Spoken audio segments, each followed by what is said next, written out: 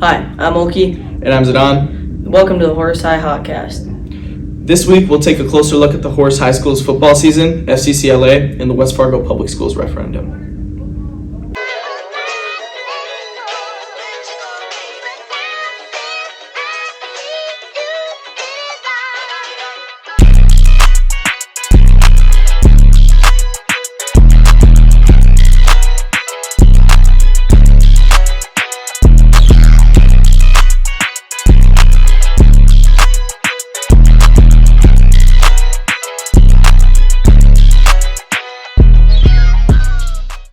The Horace Hawks varsity football team has been on fire as of recently. Let's pass it on to Seth and Austin for more coverage with this season. The Horace Hawks football team achieved their first ever varsity win over the Devils Lake Firebirds on Friday, September 1st. With a new and more experienced roster, Horace has been a much more competitive team because of the new addition of having seniors.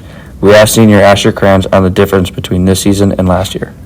So if I had to put a label on it, the biggest thing is that we have seniors now. That is a huge advantage on the football field, not just because they're bigger and stronger, but because they're more experienced and they have that leadership capabilities that you need to see on the football field.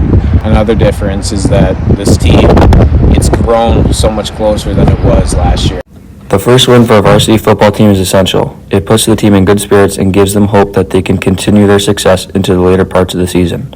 We asked linebacker Jax Roxwold on how it felt getting their first win and how they plan to prepare for Valley City. Felt great. It's always been on the road to victory, but it felt good to finally get one under our belt. Valley City, they run a wing tee. We got some big guys up front, so defense is going to have to play hard-nosed football. Their defenses, they're big, they're strong, they're fast. We're going to have to use our speed to our advantage, get to the edge. The Hawks play Grand Forks Central on Friday, September 29th at 6 p.m. Go support and cheer on the Horace football team. Thank you, Seth and Austin, for the coverage on the Horace Hawks football team. Let's talk to Sarah and Emily about the FCCLA's future events planned this year. Megan Saunders, the FACS teacher at Horace High School, runs FCCLA. The club takes part in the district leadership meeting, star event competitions, and the FCCLA state conference. FCCLA stands for Family Consumer Career Leaders of America, and it promotes personal growth and leadership skills.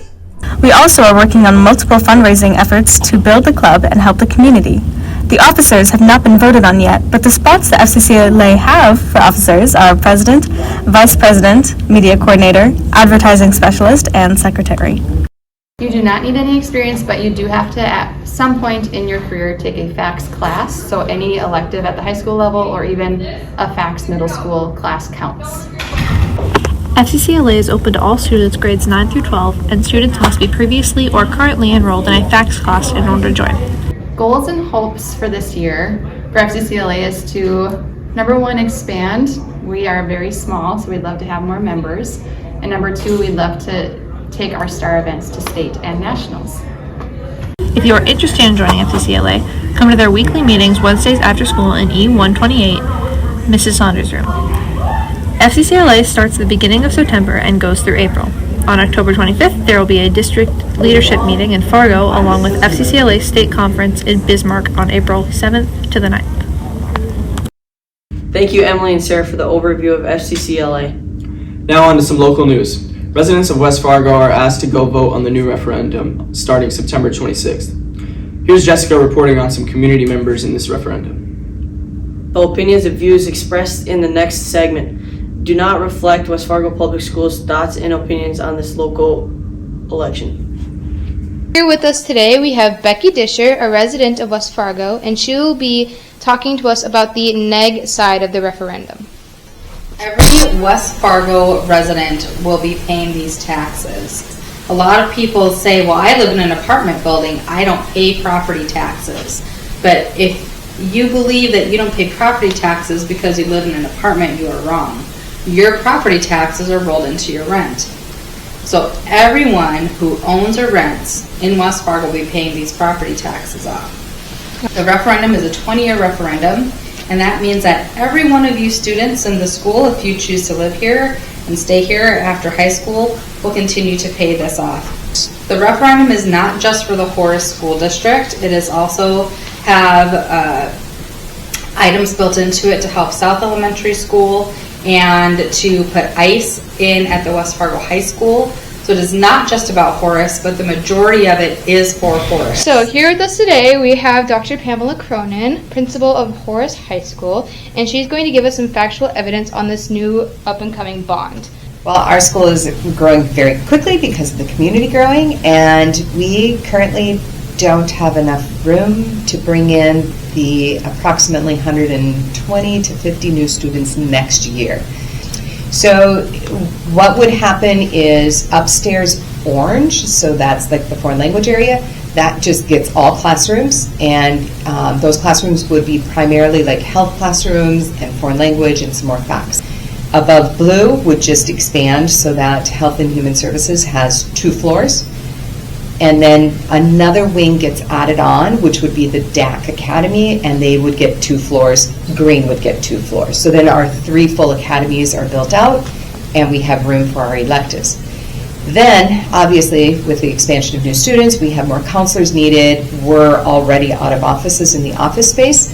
The multi-purpose room that we currently have turns into a counseling suite, and then a new multi-purpose room gets put on by the band area, like the music wing. That way it's more accessible to public. Then a choir room gets added, because obviously we don't have that. Mm-hmm. And finally, we get more athletic area, so we don't have a wrestling room. And so a wrestling room would be added, and then splitting just like the other 2 schools and adding another room, one being cardio. So then the new one would be then weights or vice versa. So the gym also gets expanded, so we have the 3 courts.